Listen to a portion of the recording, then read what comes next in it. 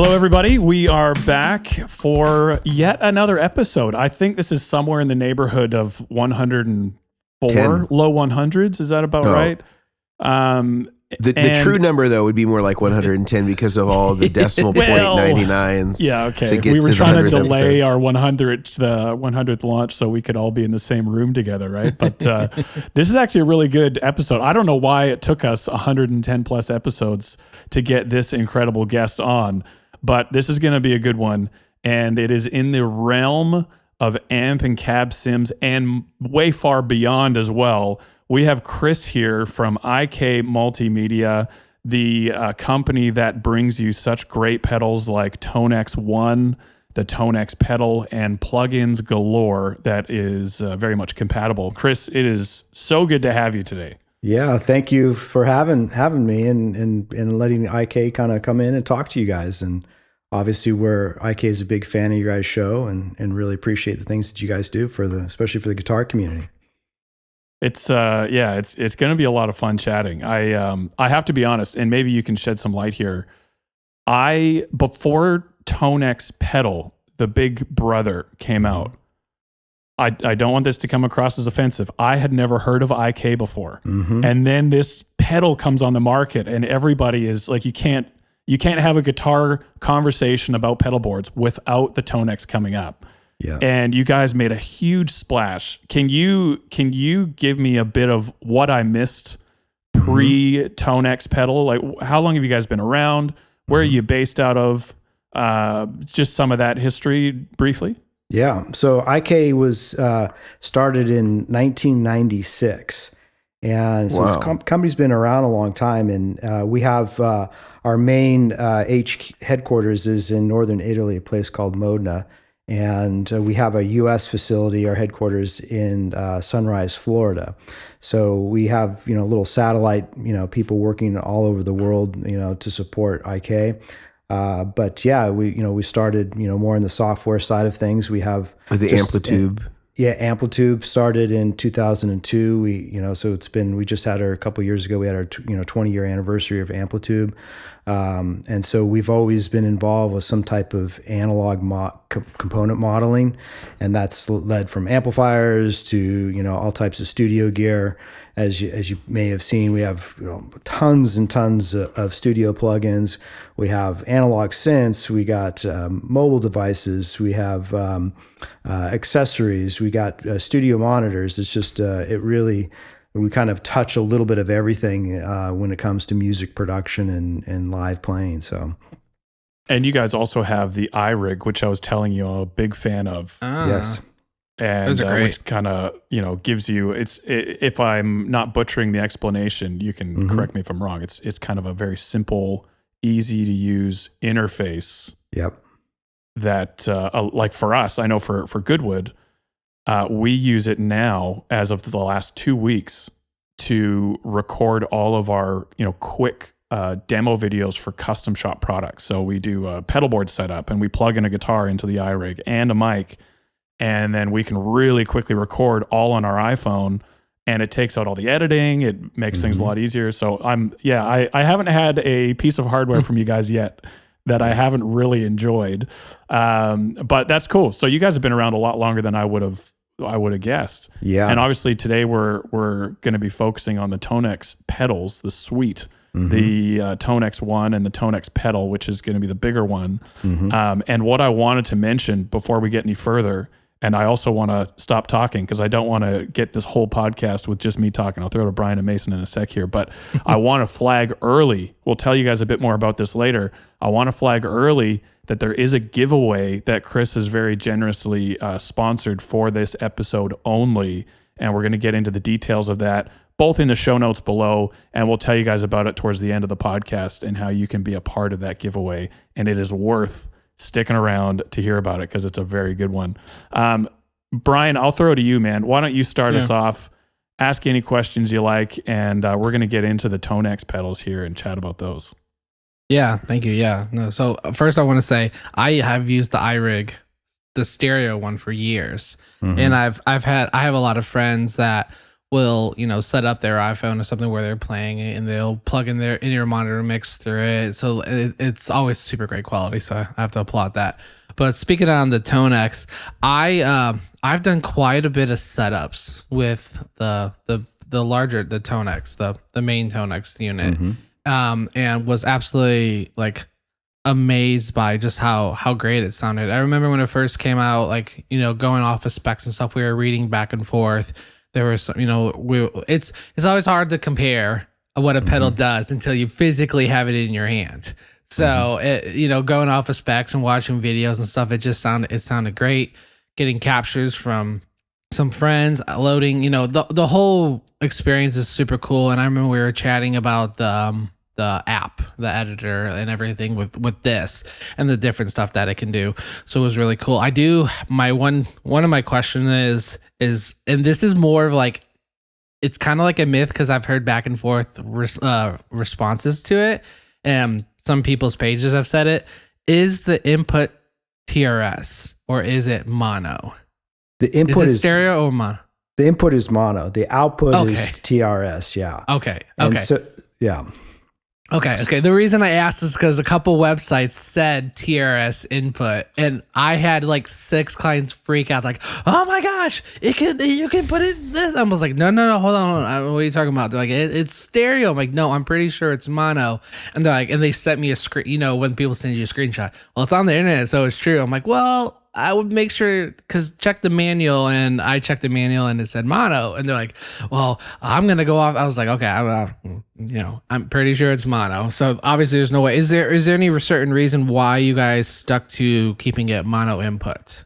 I'm curious about that. Yeah, well, the tone model itself is a mono signal, so so it's a mono capture. It's the reason why it's TRS is because we do have stereo reverb baked into the pedal, so you can kind of leverage that. If you don't have the stereo reverb on, then the output is basically a dual mono output. Got it. Okay. Yeah. So I guess that's why it makes sense that if you were running stereo like out to like a front of house, you'd probably just want to put this before. Yeah. Your delays and reverbs, which we've talked about too. Yeah. Super cool. Yeah. And that's what I figured. I had to ask because I had one client. He was just like, bro, it's on the website. I was like, did you check the manual? And they're like, no. And I was like, okay, well, you got to go read the manual to see.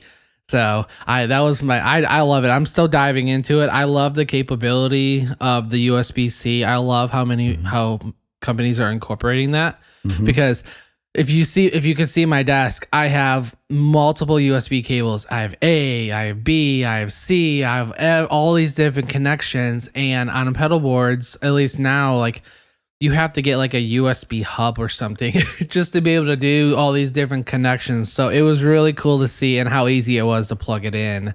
I think it's a fantastic pedal. And I'm actually going to, kid you not, and this isn't because you're on the show, this coming weekend, I have an analog board and then I have a quad cortex board. I'm going to throw this on my analog board this week and see how it matches up to my normal tones and stuff. So I'm super excited to dive into this and then set that stomp mode that we talked about, which is super cool. Yeah, absolutely. I actually, I would usually wait till later in the episode to bring up my biggest pet peeves, and this is tongue in cheek, just give you a heads up.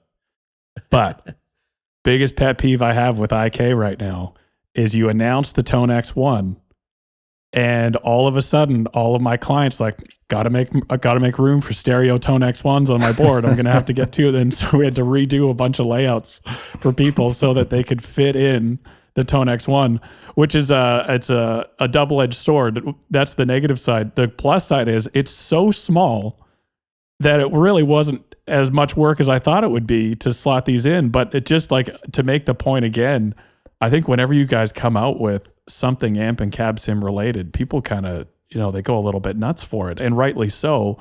I have to say as well, you were very generous in sending each one of us a ToneX One, and so we've all had our hands on it. Yeah. We've all played it, and the first thing I did was recall some sounds and like, does it sound as good as the big pedal? Because we've had other episodes with analog pedals, overdrives and all that. And, people are always saying the little pedals never sound as good as the full-size versions. Doesn't matter if it does or not. That's just the perception. Yeah. And so I looked up some videos, did some of my own, playing as well with both units. And man, I can't tell the difference. It sounds just as good. And so I think maybe as a question to you, Chris, on the big ToneX pedal, the full-size unit, and for people watching on YouTube, I have them both here. I'll show you the size difference. It is not inconsequential. We have the full ToneX pedal, which is a little bit close to a timeline, Strymon timeline, a little bit deeper, but roughly the same as a timeline if you are not watching. Picture that. And then we have the ToneX One, which is Polytune. The size of a Polytune Mini. That's perfect, Brian. Yeah, Polytune Mini. So it's roughly like 1/6 of the size, maybe. It's incredible how much smaller this is. And so, I mean, you could probably fit 5 or 6 ToneX Ones in the space that you could fit a ToneX pedal. Yeah. And I mean, obviously, for the ToneX pedal, the pros to that, by no means do I think it's obsolete. The pros to the ToneX pedal is you have instant access to a much larger range with hardware. So actual knobs, foot switches, LCD screen. So absolutely still a spot for that if you like to really get nitpicky on the fly. But if you have preset sounds, and this is probably more where I would fit in, I would get a sound, maybe 2 or 3 different amp sounds that I like. I'd chuck them on the ToneX One. And that's probably where I would sit. Like how I play, I would much rather focus on playing my guitar and preset my sounds and then just be off with it. So depending on how you approach this, and Chris, please correct me if I'm wrong in any of this, but depending on how you approach this, either one could really work for you. To finally get to my question, the ToneX pedal, you can get into the app on the pedal itself. You can treat it like a pedal board. You can put in overdrives, delays, reverbs, obviously the amp and cab sim, which is a big focus for today. But all that to say, you can create a ton of different sounds on the ToneX pedal. What can you not do on the ToneX One that you can do on the ToneX pedal? Like, are there any real differences here on capabilities?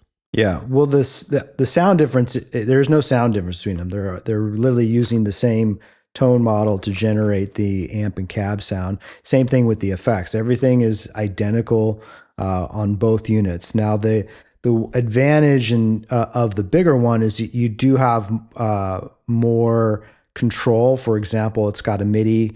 It has an expression control. You can also access every single parameter that's available to you in the whole ToneX,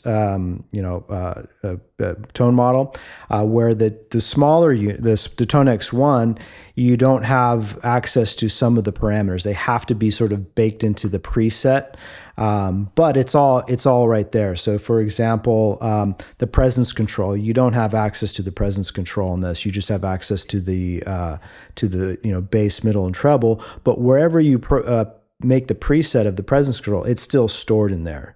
Same thing with like the different types of reverbs you have access to. There's 5 reverbs in here. You have access to them via the software, but once it's here, whatever reverb you stored on here is the one that you're going to be adjusting for that preset. You can have multiple ones. So for example, one tone model could be a hall reverb, the other one could be a spring, and you basically adjust the level there. So if you need that sort of level of flexibility and control, especially when you're playing live, maybe you need to adjust the noise gate slightly different, and you need to have access to some of the deeper parameters or the compressor, things like that. The bigger one is a nicer option for you, and because you have MIDI and you have access to 150 models that you can bank up and down with the bigger one. If you need all that sort of flexibility, that the bigger one is really the way to go. But as a lot of people, they just need a couple of sounds, and they don't want to. They need smaller real estate on their board, and under $200, it's hard to beat it. Yeah, I couldn't really believe the price, to be honest, because I think I saw the announcement, and me and a buddy of mine, who we chat guitar gear all the time. Mm-hmm. I'm like, what do you think the price is going to come in at? And I was probably $249, I would guess, maybe $279. And then the price comes out, I think it's on your website now at $179. It's like, well, why wouldn't you? You know, It was pretty impressive to get the price there. So if I'm hearing you correctly, the big box ToneX pedal has MIDI, obviously over 5-pin, but the ToneX One, does it have MIDI over USB or no MIDI? Not now. No. Yeah. Okay. We don't have. Yeah. Cool. I was curious about that. Yeah, some things, there's always a cost associated with the, and pricing that we have to take into consideration. And so everything we look at the, just like bringing any product to market, you have to kind of take a look at what are the top line feature sets that are going to be most important to users. And then we have to take a look at what kind of costs are associated with that to be able to hit a certain price point. So, but as of not right now, we don't have MIDI with it, but you never know. That's cool. I think the other thing I was really enjoying about it, being able to use it before this recording, was you have the two different modes on it. So you have and I'll get the names probably butchered here a bit, but you have an A/B mode where you hit the foot switch and it cycles between preset A and preset B. So you could, again, with different pedals in there, amps, cabs, all that, you could cycle between your two favorite presets pretty quickly. Or is it a stomp mode where you can turn it on and off and use it more like you'd use a traditional pedal? So you could, and again, how some of our customers would use this is I go between a Vox AC30 that's mic'd up, a real tube amp that is at the venue on gig A, but on gig B, I need to use an amp and cab sim because I'm, stage noise is going to be too much to use a real amp. So then you can turn the pedal on, or you could just use it as an overdrive, or you could use it as a reverb, or whatever it might be in that stomp box mode as well. So lots of flexibility there as well. And you guys fit a tuner in there, which I thought was pretty impressive as well. But I think all that to say, I think there could be so many levels of the feature set that you guys could add to this, and you've added a lot. But at the same time, the reality is you also need to balance user, like a user interface, and not make it so deep that it becomes unusable because you added the whole kitchen sink in there. Yeah, I think limitations in this, because a big complaint we get with pedals that are out there that don't have an LCD screen is submenus, and remembering the submenus for maybe 5 or 6 pedals on your pedal board, it's an absolute nightmare. Yeah. And so I think keeping the simplicity there, I don't think is a bad thing from my perspective, knowing that if you did add everything, you'd get complaints.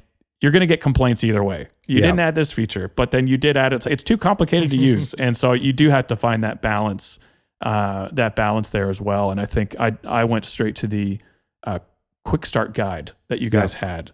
I went straight there, and even the quick start guide is like, man, this pedal is deep. There's even a lot in the quick start, but it gave you a really quick overview of, okay, I want to plug this thing in under 5 minutes, and I want to get a sound, and you can do 2 or 3 minutes of reading, and by that point, like, okay, I understand the basic first level or 2 of menus, and now I can actually get a sound, which is what I did, and it was great. So I was really happy with it.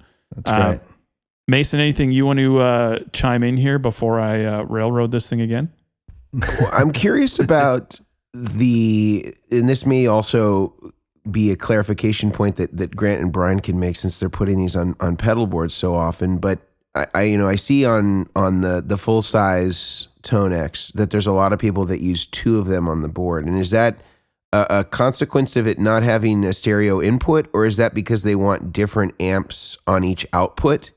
And then the other question is in the ToneX, can you separate the amps on each output? And if not, is that a plan in the future so that it maybe doesn't require, let's say, if that was the reason that people are getting 2 and putting them on a board, which I've seen pretty routinely, especially in the worship world. Yes. So I'm curious about that. I guess that's a question for all 3 of you, but we'll start with Chris. Yeah.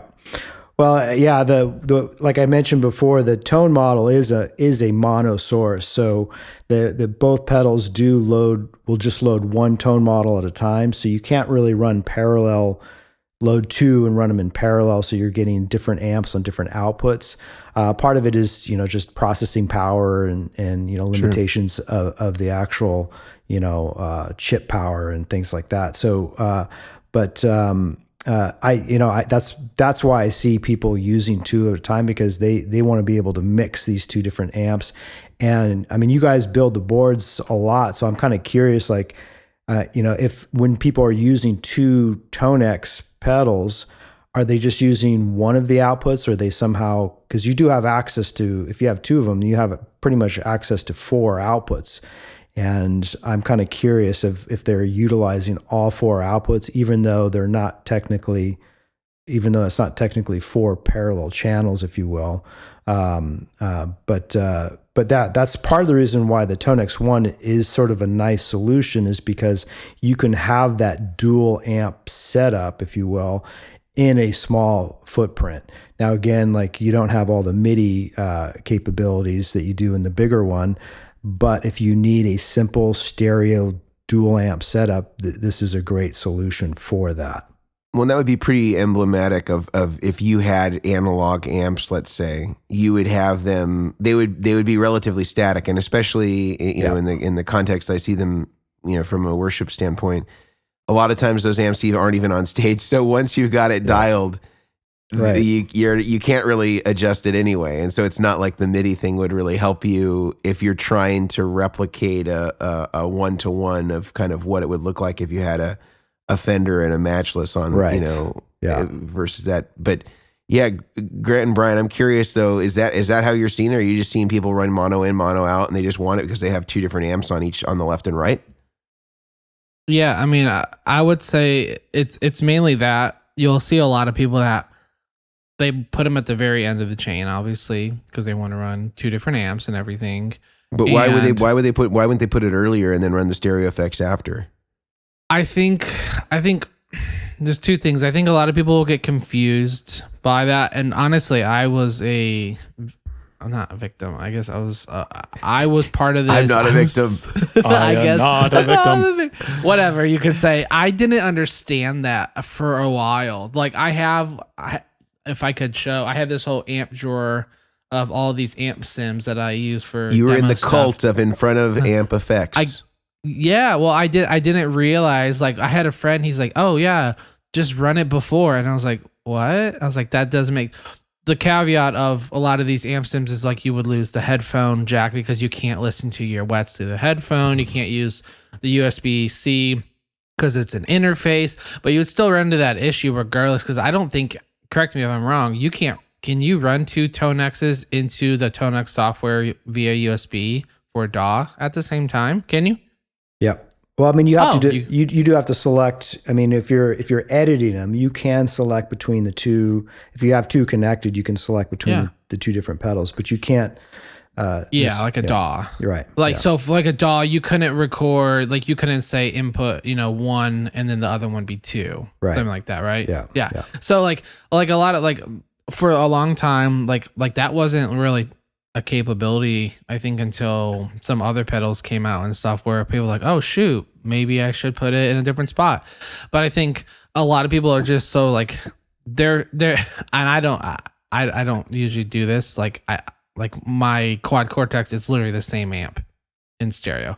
Yep. I would run the ToneX before my wets in delay, like my delays and reverbs and modulation, and then go stereo out of there. But I think for a lot of people is the confusion of understanding, oh, well, I can put my amps in before my wets. It's just like a placement thing. It's like signal chain. People have like, oh yeah, I can do this or I can do that, but I don't exactly know what's the right or wrong. And there's not a right or wrong. It's more of just like a preference thing. So I think a lot of people, they also...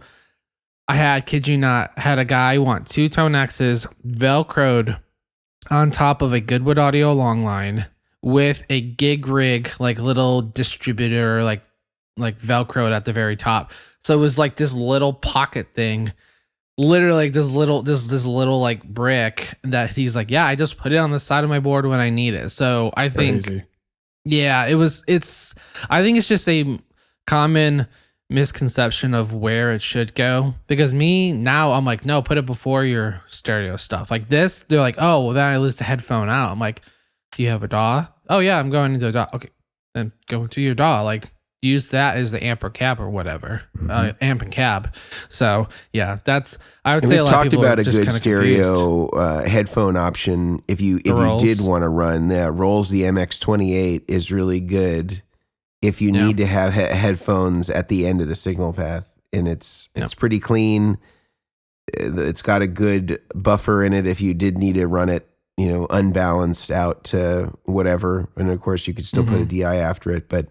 I would presume, though, Christopher, that the intent was to typically run this last because of the inclusion of the headphone jack, or like for most of the people that you would kind of identify as customers, they'd be typically running this as the last thing in the chain. Well, I agree with kind of what Brian was saying. It kind of depends on, again, what your setup is. But yeah, I mean, if you do need that headphone capability, it does make sense to put it at the end of your chain. But again, I can see things, there's many different ways to slice and dice this. So for example, if you really like to use the onboard reverb, you're probably going to use some type of clean amp with a delay in front of it versus having the delay after it. Most people generally prefer to run their delay into reverb. So if you're using the onboard reverb, that's going to determine maybe where you place things. But if you're not using the onboard reverb, then you have a little bit more flexibility of where you're putting it with, your time-based effects, your modulation, things like that. So for example, for me, I like to run my, like my phasers and vibes in front of the amp, and then my chorus and delays and reverbs after it. So that ToneX is going to kind of sit between those two things. But to your point, like if you do need that headphone option, then yes, that's going to give you that flexibility there. The other thing is like also how people prefer to run things too. I mean, in traditional amp setups, most of the time with a non-effects loop, people are going to be running everything in front of that amp. And if you want the more of the studio sound, which is they record the amp, they're applying effects and things like that after it, then that gives you the ToneX gives you that flexibility to put those effects afterwards, and you can have that type of sound or tone that you want. I think sorry, you go, Mason. I was also curious. It seems like most people that I see running them for let's say a church aspect, I think is where I see them a lot. I see them typically running DIs after them of some kind. In what is the output impedance of the ToneX pedal? Do you know that off the top of your head? I knew you were going to ask that. I should have looked that up. Yeah, I mean, I don't see it. I was just looking on the website. I don't see it, in just like the basic, website page. But I was just curious, like what the output impedance is and what the input impedance is, just out of curiosity of like how it maybe matches up to like an amp, or like a tube amp, for example. Yeah. Well, I'll continue searching and we can continue. Yeah. I do have actually a question about the app. So I actually have the pedal plugged in right now because I'm just looking over it, and I'm curious. Say I'm at a gig or whatever that I'm doing.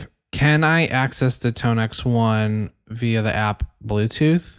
I haven't gotten that far into the manual yet. I don't know if is that possible, or is that not? Does it have to be USB-C? It has to be USB-C. Yeah. Okay, yeah. That's good to know. Yeah. Okay, good to know. Yeah. Good. I guess a lot of these iPhones, the newest ones, do have USB-C. Is there any capability of accessing it that way? So you can. It's maybe one little Easter egg with the ToneX One, which is you can connect it to a newer iPhone, and you can record directly to your iPhone, whether you're using the onboard tones or you bypass it. So it just like using an interface with your desktop, you can use it with the newer iPhones. It wasn't that wasn't like a main feature of it. It was sort of a side effect of the design. So Cool. That's but really cool. You can't, good to know. I guess I got to go update my iPhone now. But you can't do the app through the phone. Cause I know I have like okay. Yeah. So that's the one thing that we don't have at this point, which is an app editor, if you will. Or mobile app editor. We do have a ToneX app that does give you access to basically your tone models and everything similar to what the desktop does, but you don't have the librarian aspect of it, of being able to update the pedal and change things up and work with the product in that sense. So, gotcha. Oh, very cool. Yeah, no, I mean, just looking at the editor is really cool. I'm going through the different sound, looking at the different models and stuff. So it's a really thought out, well done editor. I never got into the editor with the other ToneX. So seeing like the cool thing about this and why I like the size of this is because it's one of those pedals that I can put it on my analog board, and it's a fairly large size, and I have a couple of different places I play. Sometimes I have amps, sometimes I don't. So the fact that this can go kind of tucked up in the corner and I can always leave it there and I can turn it off when I don't need it. And then when I get to the other place, because I have been favoring my analog board a lot more recently just because of some of the pedals that I've gotten recently. And it's just really cool that it's like, oh, when I get there, I don't have to lug out another piece of gear. That's a big thing. A lot of these guys, and I am one of those people that when it comes down to it, it's their money and they are buying things that they worked very hard. They spent their work hours getting them saved up and all that stuff. I remember as a kid doing that. But seeing them putting 2 of the large ToneXs and a Goodwood audio long light. And this is like a 19 by 6 little board just for amp sims. And so to be able to cut that down to this small little platform and keep it on the board is really cool. So I'm super excited about it. I'm super excited to dive into the editor more too this weekend. Tweak some tones with the custom IRs. My friends over at Tone Factor, they do a lot of their the IR stuff that they do. It's like next level. Some of the stuff that I've inputted into pedals. So it's really cool. I'm excited to see how it matches. Yeah. We need to stop for a quick ad break. I think after the ad break, though, I would love to pick your brain a bit on the AI side of ToneX, because that's something that I've seen the wording around, but I would love to hear you speak into that a little bit as well. Before we get there, I'm going to throw to Brian to talk about a couple of the sponsors that make this podcast possible. Thank you. Yeah, absolutely. So the first of our sponsors are going to be the guys over at the Guitar Sanctuary in McKinney, Texas.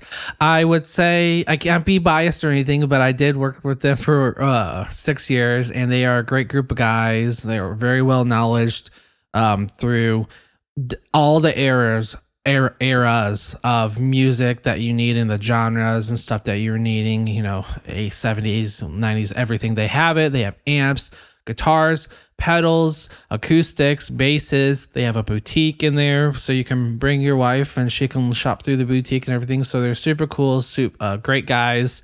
They'll get you what you need, a custom order, amps and guitars and everything that you need. So check them out at guitarsanctuary.com in McKinney, Texas. Next are going to be the guys over at Neural DSP with the Quad Cortex. And they have just recently put out a release about their newest Core OS software that's going to be available shortly to do plugins and stuff. So make sure to go check out the details on that release. If you can update your QC, go ahead and do that. Check out their plugins. They have their Morgan amp suite, their Quad Cortex control app. They have a discount code for 30% off all their plugins. Use the code Chairmen, CHAIRMEN, for 30% off all of their plugins that are after 90 days. So if you select a plugin and it doesn't take off the code, check to see when the release date is, come back and buy it then. So check them out at neuraldsp.com and you won't be disappointed. They got some great stuff. I'll throw it back to you, Grant. Thanks, man. So yeah, I mean, on your website, on the IK website, and I've always been curious about how these two things relate.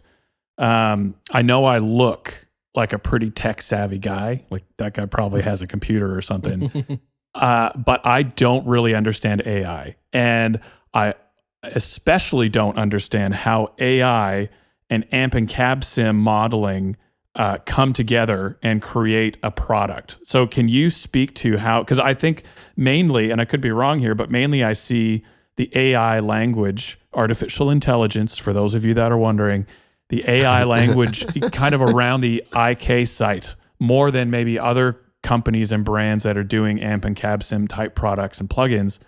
Can you educate me a little bit and tell me how you guys integrate AI into this realm of the industry? Well, first it would really take somebody who, somebody technical that really can dive into the multiple layers of what AI is actually doing. And unfortunately, I'm not that person, but what I can say is a couple things. One of which is, there is the AI engine that is doing this sort of analysis of the amp and cab. So one thing that makes our capture process a little bit different than, let's say, other ones is that we use real guitar signals in addition to, let's say, test signals. So when you run an actual capture, it starts with some bleeps and bloops and things like that, but then it goes through a series of actual, it sounds like DI guitar riffs, and it goes through different tunings, it goes through different types of percussive sounds from power chords to open string type playing. And what it's really doing, it's really just kind of learning how that amplifier is responding in that particular state. And so because the engine has the DI track and the results of that, then it can go back in and basically compare how those things are different, how it's responding, and then it generates the final results. And even though this is sort of taking a snapshot of the amp in that state, because it's doing all this learning, it does give you some latitude to be able to adjust things more than just a snapshot. What I mean, for example, the gain, it's not just a static gain setting. You can roll your volume down, you can turn the gain down, and you can get those different shades of tone by adjusting that, and it actually is listening for that. That's why it goes through all these different kind of variety of riffs and things like that, and dynamics, like I said, dynamics, percussive playing, and it really, I think that's one thing that's really special about ToneX is that it's really pulling the amp character, not just the tone, but the way the amp is pushing and pulling with a real guitar signal. And that's where I think a lot of players are really gravitating towards ToneX, because it feels like the amp that they're playing, that they normally are used to playing through. And I've had conversations with so many musicians where that aspect of playing a model, if you will, is really important. And when it's there, it makes them play better. It's easier to manipulate and get sounds out of, versus something that's more, I guess you could say, compressed, that lacks dynamics. It's harder to be inspired, and that's why we like tube amps so much, because it's very dynamic, it's very responsive, and we're looking for that as players. So like I said, the ToneX does an exceptional job of extracting that sort of soul and character of the amplifier. Christopher, really cool. Has there ever been like on that thread? Has there ever been an effort or the idea of, as you mentioned, each capture is sort of a Polaroid of like a moment in time, so to speak. Yeah. Has there, and then the AI sort of has to extrapolate, what a 10% reduction in this pot would be versus a 10% increase in this pot. Has there ever been an idea of, let's say, you capturing your amp at multiple settings, and then the AI creates a summation of, let's say, 5 captures of the same amp to kind of create a more accurate indication of if there is a certain dynamic or interaction between settings of the gain and the master volume or the mid-range controller, whatever it may be? Has that ever been something that has been a consideration, or is it just that would require too much on behalf of the person that's doing the capture to kind of put that onus on them? Yeah. Well, it's more the latter. I mean, when you start to, build these sort of complex capture, it's a couple of things. It does open up a lot of room for error on the user side, but it also opens up, a lot of processing power, because if you've tried to do a capture, if you have a good computer, it can actually generate a capture even on our advanced training within 5 to 10 minutes. But if you're on an older computer that has a slower graphics card, it can take quite a bit of time to actually generate the tone model. So if you're doing multiple layers like what you're talking about, then that can really, it's a much more complicated rendering of everything. So that's why, our Amplitude software, we do all the component model. We do basically what you're talking about, which is going in, measuring every control, the interaction of everything. And if somebody needs that level of flexibility, then that plugin will basically give that to you. It'd be nice to have something like that have full flexibility into a capture technology, but like I mentioned, it does complicate things from a processing power, from the user aspect of it. But doesn't mean, those discussions definitely happen at IK. We always looked in ways to how we can improve, the technology, the flexibility of the software as well as the hardware. That's one thing that I think is what's sort of exciting about what the sort of where we're at in technology and guitar is that, this is really the start, I would say, of, AI is just getting started, and there's so much more room for growth in this technology that it'll be really impressive to see where we're at within 5 to 10 years. Yeah. Well, even if you look at technology and the exponential rate that it improves and increases. If you look at the last 5 to 10 years of the industry, just in this space with amp and cab sim, and if technology holds true, which I don't doubt it will, we're going to see even greater, leaps forward in this area. I can't even imagine, because I was kind of alluding to this before we started recording, but the thing that I really enjoy about the ToneX stuff is it truly sounds incredible. It sounds awesome. As far as what I would personally primarily use it for, and what a lot of my customers use it for, is the amp and cab sim portion. And obviously you can tweak and you can go well beyond that. But the amp and cab sim, for my customer base at the very least, is really that's the selling point. Mm-hmm. And even with the ToneX One, which I've used the ToneX pedal, the full size, but even with the ToneX One, just on the default presets that are on the pedal, I think I could get this number a bit wrong, but I think it ships with maybe 20 sounds preloaded on it, which is a combination of a couple pedals, but mainly it's focusing around the amps, it would seem. Usable guitar sounds that you could replace your amp with.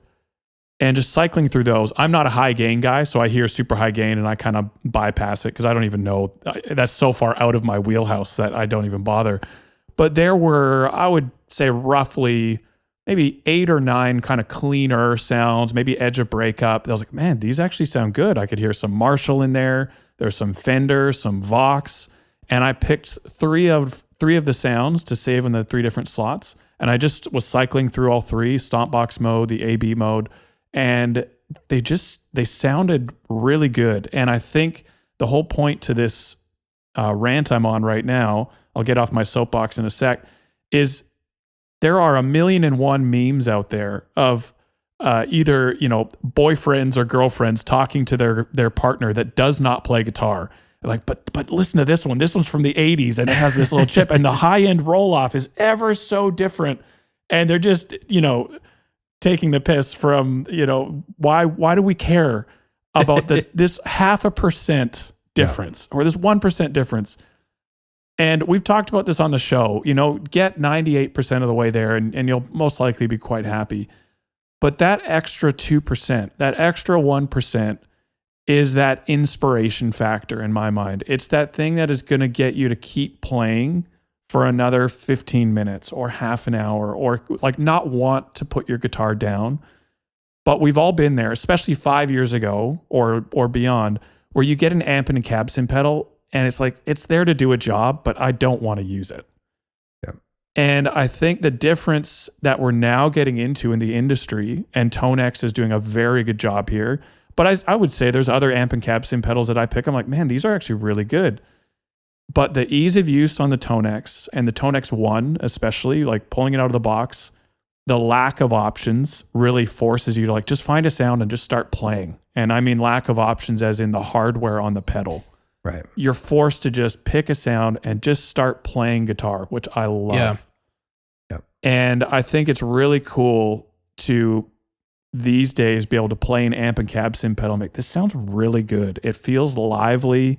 It feels like a real mic'd up amp in the sense that there's nuance to it and there is kind of presence and the tactile feel of your fingers and your pick on the strings. And I just look at that leap from, again, 5 years ago, 8 years ago, where it just wasn't the case. Yeah. And I think that last 2%, we're getting really close. I think the last 2%, we're just getting closer and closer to just what it feels like to play an amp. And all that to say, I've been really impressed by it, and I really enjoy the ToneX stuff. And I don't understand all the AI stuff, but at the end of the day, I plug in the pedal and I'm really happy with it. It sounds really good.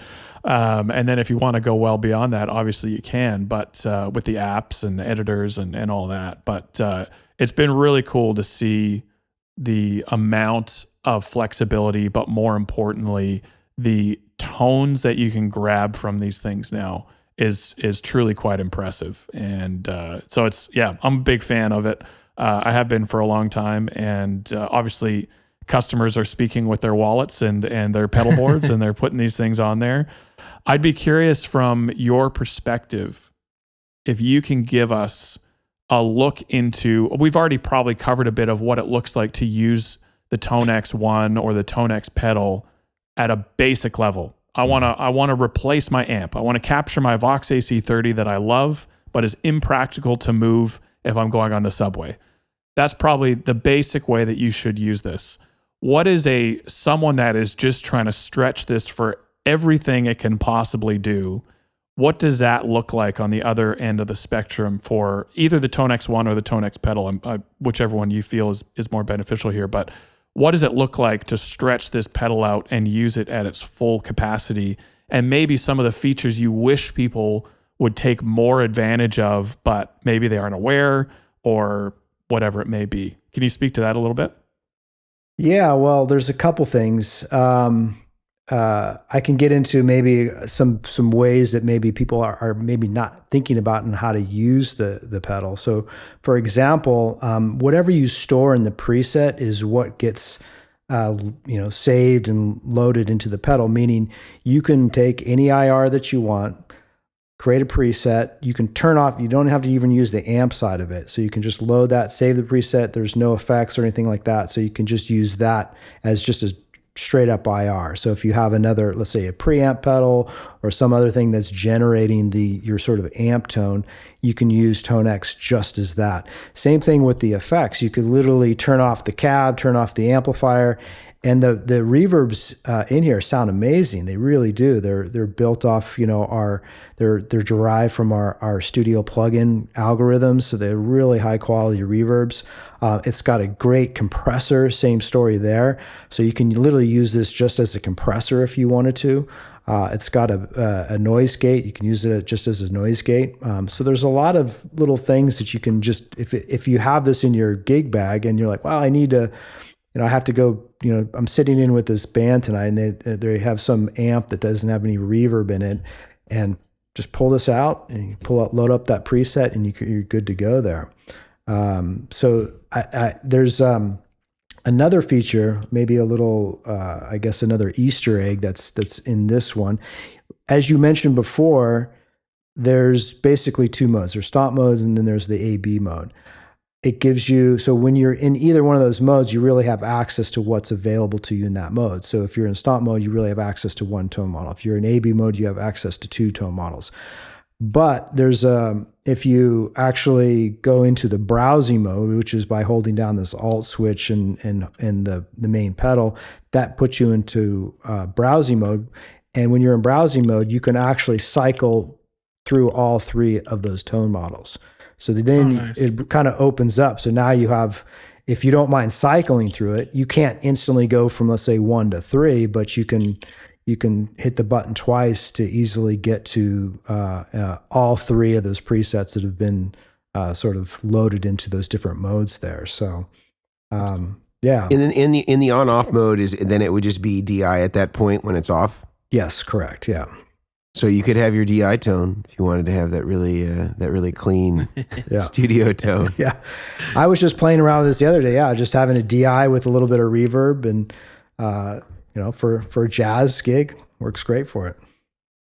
So very cool. I know that because when I was on the app, I can see like you can put like you can use this as like an overdrive pedal, right? So like you can load your favorite overdrive, correct? And this is me because I haven't fully. Let me preference. I haven't fully dove into just how much this thing can do between the app, between the menu. Just like Grant said, the quick start just had a lot of stuff. And I've seen a lot of videos. You can't can you load like a reverb, not a reverb, like a delay or something on it? Or is it basically okay. Could you load this as like a slapback delay? So basically, unfortunately, no. Okay. That's fine. The ToneX, it basically, you can do, I kind of split it up into maybe 2, maybe 3 different camps where you have your amp and cab things that you can do there, or you can do pedals. And the pedals is just basic gain pedals. So whether it's a fuzz, overdrive, boost, you can sample an EQ pedal and you can use it for that. Or you can, as you're capturing it, you can also, like ToneX does a really good job of capturing the entire signal chain. So this is where finding the right tone models that fits you is important, because everybody has their own take on things, and everybody records guitar a little bit different. So, but ToneX is really good at what you put into it is what you get out of it. So it's going to, whatever character of mic you put on the cabinet, it's going to capture that. Whatever preamp that you put in there, it's going to capture that. If you put in a boost pedal in front of your amp, it's going to capture that whole dynamic. One thing that I do also recommend for people to try if they are capturing their rig is we do have a capture box here, and it's a reamp box, but it does give you the flexibility of doing all the different capture types that are available in ToneX. But one thing that sometimes comes up is that when you're doing your capture, it's sending a signal to your amp. And that signal level, that gain structure is important based on what your preferences of what the end results is. Meaning, if when you're doing the capture and it comes back a little bit weak, you want to make sure that you're sending the proper gain to the amp. So one thing that I sometimes recommend to folks, if they're not getting the proper gain structures, you can put a boost. Basically, when you capture, you're sending it out of your computer, put a boost pedal, and then that can help compensate up or down to the front end of the amp. So it'll allow you to get a little bit more. Because sometimes if you're not using our capture box or some other capture box, and interfaces are not always outputting the proper signal level. So you need some way to adjust that level. So there is a little bit of trial and error. And I always recommend people to try that if they're not getting the results. And you can do that with like the either the fast or the default training, which will render it relatively quick, so you can get an assessment of that, and then you can make those adjustments. So then you're getting the good results at the end. But what's great about ToneX is because now everybody's creating. There's tons of people creating third-party packs and things like that. We have a whole tone partnership that we have that's all integrated into ToneX, where you can easily purchase, download, try for free if you want. So you can easily, if you never want to capture your rig, there's plenty of stuff to choose from.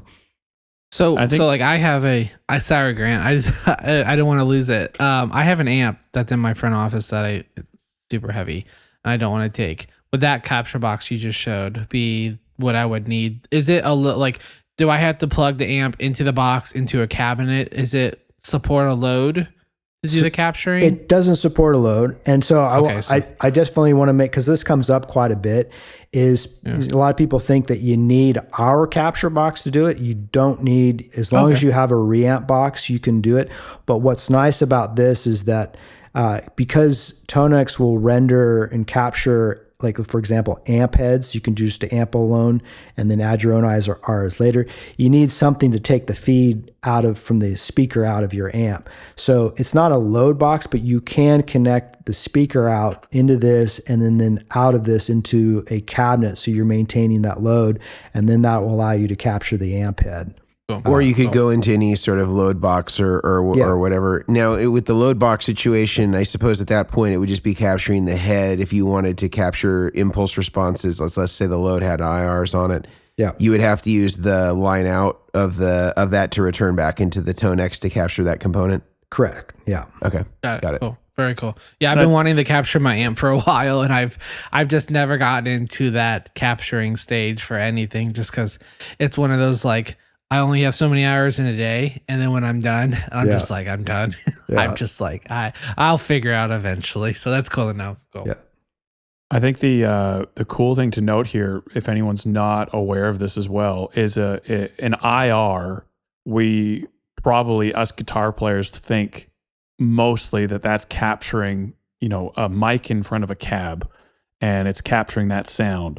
But an IR, and correct any of my language here, guys, but is really capturing how sound in a room behaves. And that mic is picking up reflections, it's picking up reverb in the room. If it's really carpeted, it's going to sound really dead, obviously. But the reason I say all that is I work in this building that I'm in now, and there's a humongous gym. And the gym is all reflections. And all I want to do is capture an IR of the gym. And I've seen other people like Lockie from Poly Effects. He's captured really random reflections and random rooms. You could capture a grain silo and create a reverb that is a grain silo. And then you could put that, if I'm hearing you right, into the ToneX. And that could be you could have a really obscure Parliament building. This is the reverb captured in the Parliament building IR or whatever. And you could then create all these different obscure room captures and then put the amp in front of that, if I'm right. Obviously you need a cab and you need a head and all that, but the IR itself can be actually used and captured in quite creative ways. Is that a fair way to describe it? It is limited. So what you're describing is an IR that has a certain length to it, and that length is relatively long. What ToneX can do, it's not because it doesn't capture time-based, sounds, if you will. Okay. It's very short. And so when you do let's say a cab IR, it's a very short IR. So there is a length to what it can actually play back. So unfortunately, I know I see where you're getting at. It'd be great if we can, have that level of processing power where you could take any sort of reverb IR, if you will, and load it in one of those slots. But, maybe in the future that could be something. It's a moment in time at this point. Yes, exactly. Yeah. Awesome.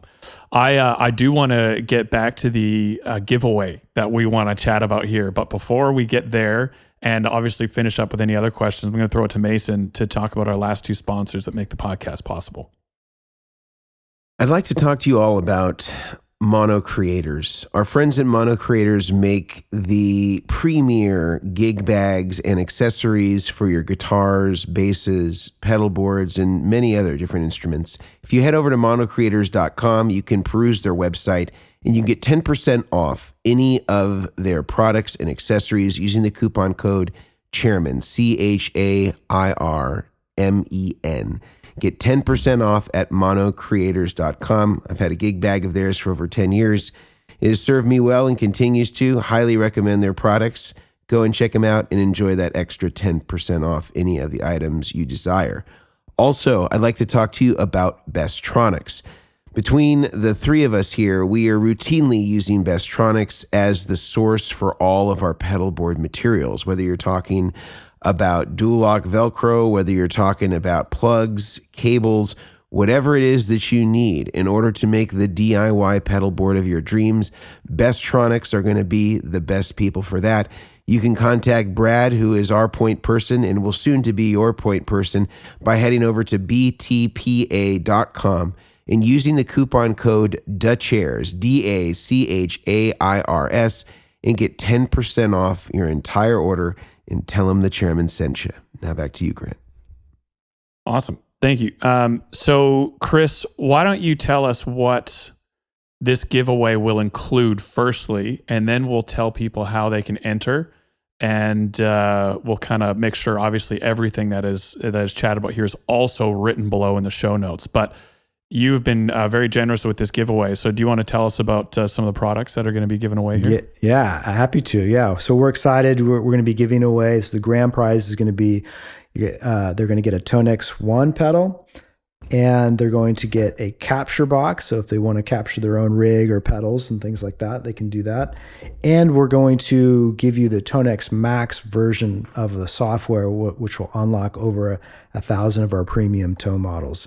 And like all our ToneX paid ToneX versions, you also get access to our ToneNet, which has now over 30,000 tone models that you can choose from. So if you need tone, this is a great opportunity. It's like a $500 value. Yeah, at least. Yeah, at least. Yeah.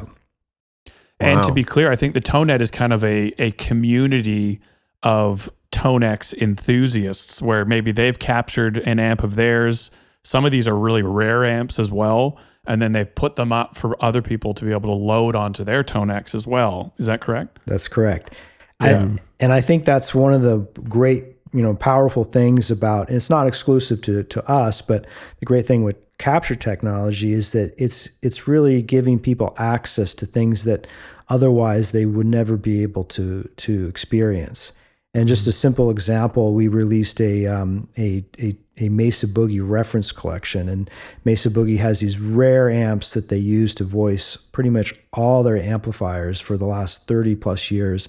And we work closely with Mesa and Doug West to capture these really unique amps to make them available to our customers. So it's a great way, we also have, we own a Dumble amp, and that's part of the ToneX Max package. So you get to play a $150,000 Dumble.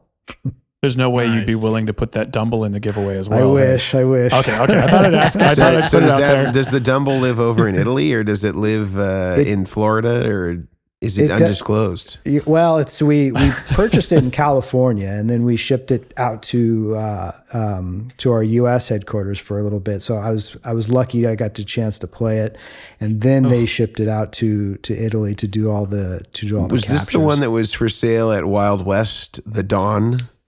Yes, that is it. Yeah.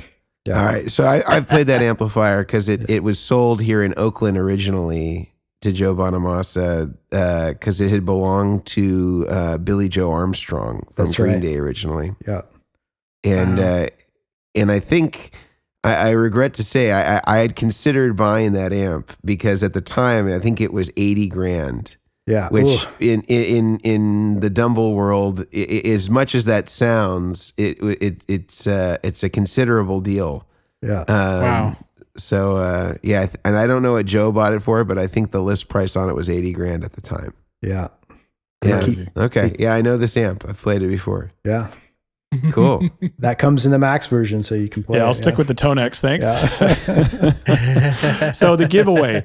So if you want to be a part of the giveaway, again, all of what I'm about to say is listed as instructions below in the show notes. But if you want to be part of the giveaway, head over to Instagram to Vertex, IK, Omilion, or Goodwood. We're all going to be on one post, a collaboration post. And on that post, you can follow all of the companies I just mentioned, IK, Vertex, Goodwood, and Omilion. Follow us all on Instagram, and then tag 2 friends, and you will be entered into the giveaway. Preferably, these friends are going to be also fellow guitar enthusiasts. I want to make that clear.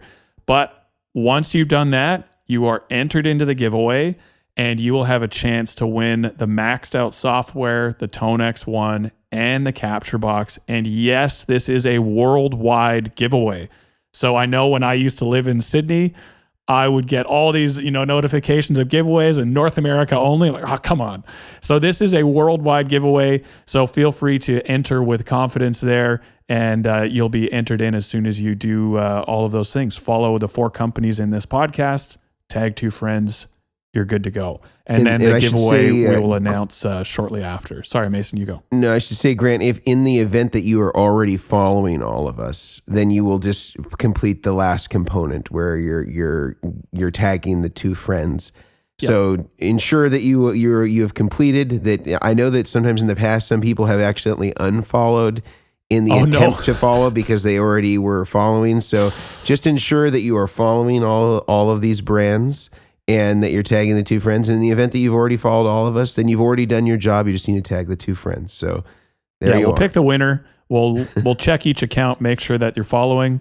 That's good. And then we will be off from there. So that'll be cool. And I am very confident to say, even if you are a little bit shy on the amp sim front, like I don't think I'm willing to put the money in, I'm not convinced, this is the one to try. This is the one to change your mind. So, and all the better if you can get it in a free giveaway. So do that. And it's a lot of fun. I don't think we've ever done a giveaway on the show before. So we're making history here for Chairman of the Boards. I'm really excited to get into this. And I think we're coming up to the end of the podcast. But before we do, Mason or Brian, any final thoughts, questions for Chris here while we have him on the show? I don't have any questions. I just have more of a thought, just for the general, for whoever's listening, really, when it comes down to it, is like when you get when you get an amp and cap sim, especially like the ToneX One, like take the time to read the manual, do the quick start, like take the time. Don't the amount of times that I've had people go, that sounds like crap, this sounds like crap, and I'm like, how much time did you spend with it? I did 5 minutes. Watch your language. Oh, beep. Exactly. I'm talking to the potential person saying that, not you, Brian. I just want to clarify. Yeah. No, they weren't saying crap. They were saying other things. But but like the amount of people that are like, oh yeah, I spent 5 minutes with it, because they're treating this very complex pedal like an amp. They're treating it like a 3-knob amp or a 4-knob or whatever amp you have, that however many knobs you have. They're treating it like they should be able to plug it in and have a sound within 5 seconds, which is true. You can get a pretty decent sound. But if you're the type of person that likes to remove certain screws from your guitar to make it a half an ounce lighter, like Mason, that's what it is. It sounds like, so bad when you say it like that. But the thing is your preference. It's normal. It's no. I'm not saying it in a negative way. I'm saying it in a positive way, because that's your preference. That's you've taken your time to learn what you like.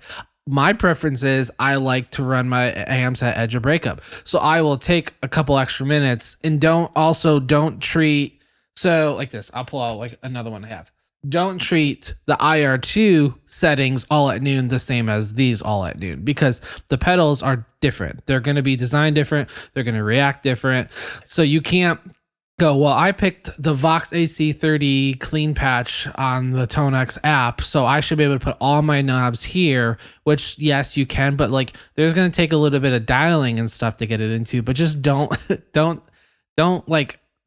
rush. Don't, take the time, especially with the price of the unit and how much stuff is inside, which is unreal. Like take the time to learn it. I mean, it's like when I was in school to be a pilot, all I wanted to do was go out and fly as quick as possible, but I had to do A, B, C, D, and E before I literally could even get inside the plane. So like, not saying that this is an airplane, but there are steps you need to do in order to ensure that you have a positive outcome. Obviously, and it will take your tone to new heights if we're going to go really there. Will. It really will. I did fly over like 100 hours by myself. So I did something right. So I was safe and I'm still alive. So great. But the same thing as this is like, take the time to learn it. Don't just do it. Cause there were so many people I saw that got it. They're like, yeah, I got it. It wasn't for me. I'm like, did you like just get it 5 minutes ago? Just so that's what I'm saying is take the time. You know what you like. Figure out how, because there is one pedal and I have it in front of me. I bought this pedal, my very first pedal, Yes. Digitech RP50. Yeah. 20 years ago, I had this pedal and I did not know how to use it because I rushed it off really quickly and I just found a very horrible sound into a crate amp. Didn't realize I was running an amp and cab pedal into an amp.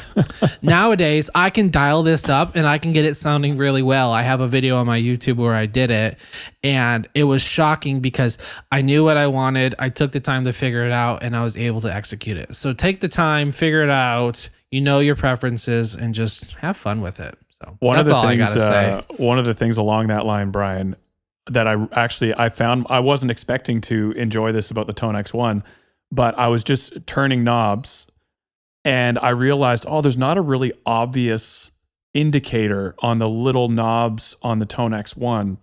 And so I was then forced to mix by ear and find a sound by ear, which is a problem I've always had with myself and other guitar players. Is we look at the knobs on an amp and we're like, it should be around 4, and so we'll put it to 4, but we are oblivious to what it actually sounds like. We'll put everything to noon, and that's where it's supposed to sound good. The problem being is that you should always, obviously, I know this sounds obvious, but we don't do it enough, guitar players, is we should be essentially mixing our amp with our eyes closed and find the sweet spots according to our ears. And I was doing this, I was finding sounds on the ToneX One when I was playing with it, and it was at just an angle where I couldn't see the notches. Like, this is actually really nice. And I had to just tweak it by essentially closing my eyes and finding that sweet spot that way. And it was awesome. And I loved it because I've always wanted to, essentially mix with my eyes closed or find a sound with my eyes closed. And so that was really cool. But to Brian's point, it takes tweaking. If you're going to find a tone, we spend hours with signal chain on our boards and tweaking just the slightest little bits and, finding the sweet spots, mic placement, all this. And I don't think it's any different with any new piece of gear you're going to get. Is you gotta tweak it, find the sound that you like, and you're good to go. But I wholeheartedly and genuinely loved playing the ToneX One. And I'm really grateful that you were able to send one out to us. And I know that anyone listening, if you're on the fence for the price point that this one's at, I think you're really going to enjoy it. Like both I, Brian, and Mason did. So yeah, thank you again, Chris, for firstly for being on the show. Yeah, thank you. Secondly, for the giveaway. Yeah. And for being so generous with your time and resources. Mason, anything you wanted to finish up with? Only that the ironic part of like the dialing it with your ears as opposed to your eyes is that any vintage amp, let's say like all of the kind of gold standards, they have at least 20% tolerance spots in them. So, even if you had a let's say like a setting that was sort of the magic setting, and you would go to, let's say, one Marshall plexi to another, it's like you could be in a 20% difference on either side of that to get the exact same sound. So I think that, I think that, as you've both alluded to, I think treating them the same as the amp, where the amp might sit or what the settings would be, the way that you set your plexi or your super reverb or whatever, I think you would need to treat these as their own things.